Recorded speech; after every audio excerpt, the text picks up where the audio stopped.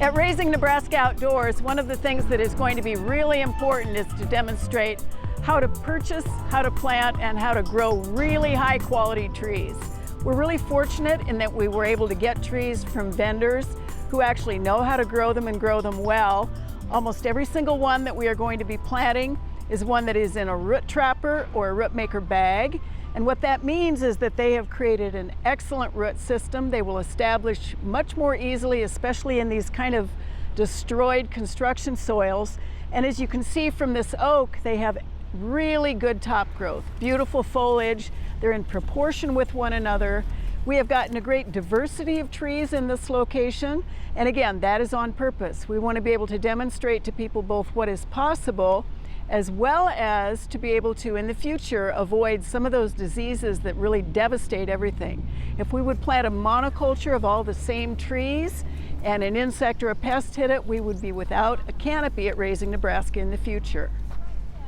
I've chosen tree species that are native in most cases, and you'll notice beautiful things like this black oak. If it's native to the environment in which we're going to place it, or at least close, it stands a fighting chance. So the high quality plus native should give us great canopy at Raising Nebraska.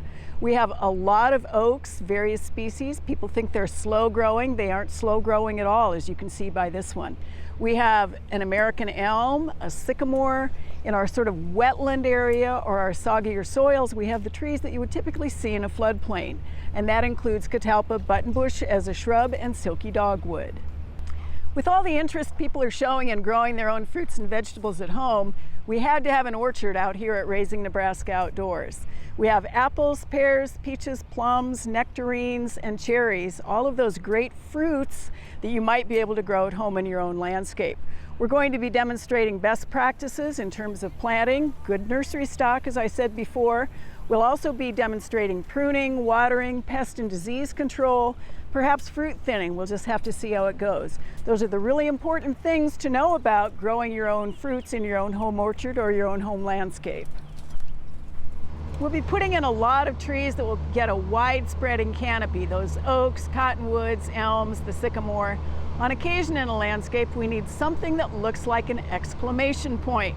This would be one of our native hackberries, but it's obviously a different selection, one called Prairie Sentinel.